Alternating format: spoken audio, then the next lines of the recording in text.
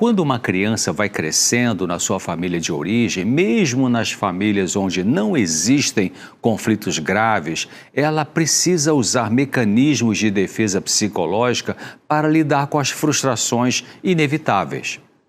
Assim como o nosso sistema imunológico foi criado por Deus para proteger nosso corpo contra invasores como vírus ou bactérias que produzem enfermidades, também nós temos em nossa mente mecanismos psicológicos para nos ajudar a, se possível, nos afastar de atitudes, sentimentos, pensamentos, palavras e crenças que podem ser desagradáveis. Se pensar em determinado assunto nos causa muita dor emocional, a mente pode bloquear isso usando um dos mecanismos de defesa para nos poupar e experimentar um sentimento doloroso. Então, você pode ter uma angústia e negá-la, isso porque o mecanismo de defesa impede essa angústia de vir para a sua consciência. Dói pensar no que dói. E, em geral, evitamos sentir dor emocional. Dor emocional pode ser angústia, tristeza, medo, ansiedade, culpa, vergonha, entre outras. Os mecanismos psicológicos de defesa entram em ação de forma inconsciente. Não é uma escolha que você faz conscientemente para não pensar nessa ou naquela dor mental, ou nesse ou naquele conflito, ou perda ou trauma. Por exemplo, um indivíduo viciado em alguma substância, seja álcool, droga ilícita ou outra, pode ficar muitos anos dizendo que não tem problema com drogas. Isso não é uma mentira conscientemente usada por ele, mas é um mecanismo psicológico chamado de negação. Por razões variadas, é difícil para essa pessoa admitir que ela tem descontrole quanto ao uso de substâncias. Por isso, a sua mente cria essa postura de negação. E frases que ele pode usar estando em negação desse problema pode ser eu paro de beber quando eu quiser. Eu bebo só um pouquinho. Eu só uso droga em final de semana. Enquanto que a verdade é que ele não consegue parar sozinho de usar essas substâncias, bebe demais e usa drogas com frequência. Ainda nesse exemplo da negação, quando a pessoa admite que perdeu o controle sobre o uso da substância, ao reconhecer que não consegue parar com esse vício sem receber ajuda, é quando então ele dá o primeiro passo para a recuperação, porque agora não mais está usando ou sendo dominado pela negação.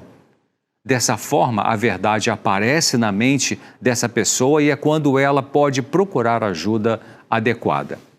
Interessante que o Senhor Jesus disse que, conhecendo a verdade nos libertará. Para ter cura emocional, é preciso verdade. Verdade sobre nós mesmos, sobre nossos pensamentos, sentimentos, desejos e motivações. Quando vivemos conflitos desde a infância até a vida adulta, a nossa mente vai lançando mão inconscientemente, de forma automática, de defesas mentais para nos manter na realidade e funcionando como pessoa. A gente vai se tornando aquilo que causa menos dor. Eu vou repetir. A gente vai se tornando na vida aquilo que causa menos dor. O problema é que para alguns esse jeito de se tornar é disfuncional, é complicado, machuca muita gente. Uma criança pode, por exemplo, se sentir insegura e com medo excessivo e a mente dela cria uma defesa para lidar com esse desconforto emocional que pode ser, por exemplo, fobia escolar. Naquela criança, o medo excessivo e talvez alguma dificuldade com o pai ou com a mãe, em termos de interação afetiva, produz um desconforto emocional que pode ser angústia. E a mente cria uma defesa contra essa angústia que é a fobia. Fobia é um medo exagerado, né? Em outra criança, diante dos mesmos sofrimentos, poderá surgir não a fobia, mas enurese noturna, que é voltar a urinar na cama quando a criança já tinha controle sobre isso. A fobia é um medo exagerado, como eu disse, e serve de defesa contra aquilo que assusta a pessoa. Se ela tem conflitos difíceis de resolver, a mente pode criar uma fobia, porque na fobia ela ainda consegue funcionar. Por exemplo, se a fobia é de usar elevador, ela pode subir pela escada. A fobia pode ser então entendida como uma defesa contra a experiência de uma dor emocional difícil para aquela pessoa fóbica experimentar. É como se a mente da pessoa com fobia dissesse assim: ah, é menos pior eu sentir essa fobia do que ter que encarar a minha dor emocional profunda. Na fobia eu ainda sei me virar. Como assim ela sabe se virar na fobia? É como eu disse, se for fobia de elevador, ela vai pela escada. Se é fobia de altura, ela não sobe em lugares altos. Se é fobia de lugares fechados, ela evita isso ou fica bem pertinho ali de uma porta de saída naquele ambiente. Mas lembre-se, fobia é a defesa de uma dor que a pessoa ainda não conseguiu aprender a olhar de frente e administrar. Que dor é essa? Bom, a resposta está no inconsciente da pessoa, está debaixo da superfície da consciência. A fobia é um medo excessivo, muitas vezes irracional, porque o indivíduo sabe racionalmente que não faz sentido aquele tipo de manifestação de excesso, de medo, mas mesmo assim ela sofre disso. Já atendi gente que tinha medo de passarinho. Então, racionalmente não faz sentido ter esse tipo de medo, não é? Mas para aquela pessoa, o passarinho tem um significado negativo na vida emocional, geralmente inconsciente para ela. E o mais importante é entender que a fobia, que como eu disse é um mecanismo de defesa emocional, revela que na mente inconsciente do indivíduo existem conflitos que podem não estar claros para essa pessoa.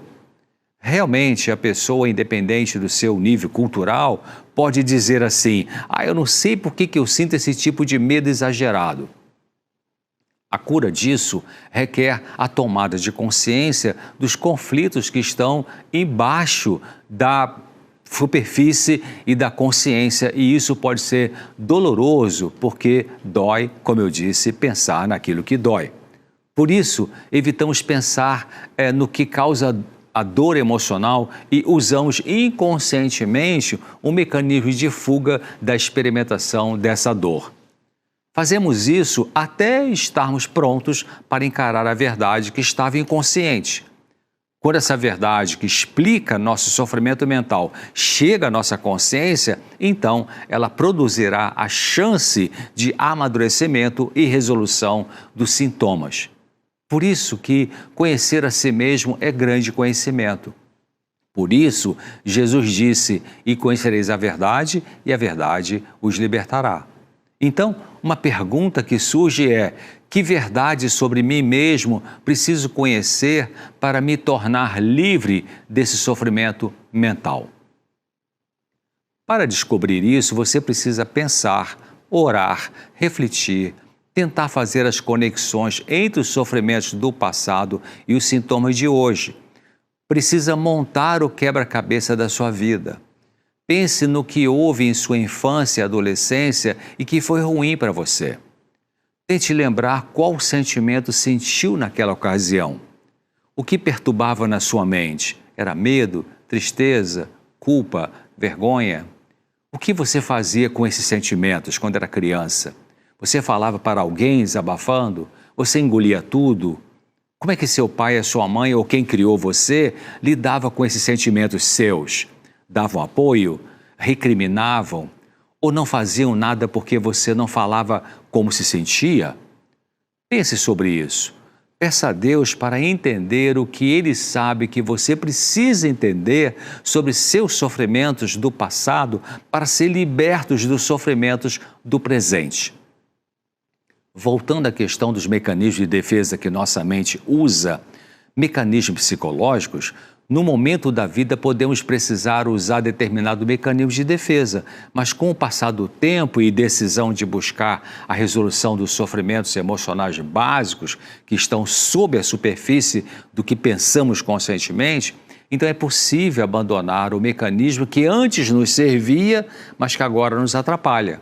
O que antigamente nos ajudava a lidar com situações dolorosas, agora pode ser uma barreira para nosso amadurecimento e força para viver. Um alcoólatra ou alcoólico pode ter vivido em negação sobre a perda do controle sobre a bebida por muitos anos. Ele usava esse mecanismo de defesa para não encarar o problema. Mas fugindo da verdade sobre a sua compulsão sobre o álcool, a sua vida não podia melhorar e ele e seus familiares e amigos sofriam. Repetindo, podemos usar por muitos anos um mecanismo de defesa e ele impedir o amadurecimento e resolução de conflitos. Vou dar outro exemplo, sem ser o da pessoa com problemas com bebidas alcoólicas para ilustrar isso. Vamos supor que você tivesse quebrado uma perna em um acidente e precisou usar muletas por um tempo. Enquanto não podia apoiar no chão plenamente a perna fraturada, as muletas eram necessárias.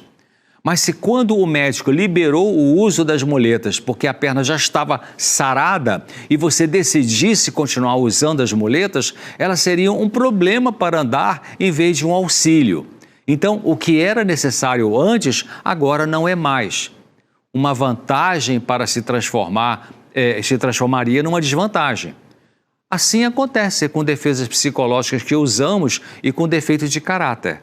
Na medida em que somos iluminados por Deus e passamos a ver e admitir que temos este ou aquele defeito de caráter ou defesa que agora é disfuncional, que atrapalha, então, vendo, nós temos a chance de mudar. É importante, por um lado, não nos acomodarmos com nossas defesas e defeitos de caráter e lutar para melhorar. Por outro lado, é importante exercermos paciência com a gente mesmo e, em vez de nos condenar e depreciar ao perceber os nossos erros de comportamento, então aceitar o ritmo possível para a mudança deles. Às vezes, precisamos nos aceitar com os defeitos e tudo mais, antes que esses defeitos sejam removidos. Aceitar como Jesus nos aceita, mesmo sendo pecadores. Então, para melhorar um sofrimento mental ou problemas de relacionamento, é importante pensar no que a pessoa pode estar fugindo de parar de fugir da verdade, aceitar a situação dolorosa ou aceitar a perda e, finalmente, pensar no que pode fazer agora em sua vida depois da aceitação do problema ou depois da aceitação de que você não pode isso ou aquilo porque é onipotente, não é onipotente. Realmente aceitar nossa limitação é um passo para nos ajudar a fazer o que antes não conseguimos e que dá para fazer. A aceitação de nós mesmos nos liberta para ser o que é possível a gente ser com a ajuda de Deus, de parentes e de amigos. Bom, vamos ficar por aqui hoje. Eu espero você no próximo episódio, claramente, aqui na TV Novo Tempo, no programa Vida e Saúde. Até lá, se Deus quiser, luz para você.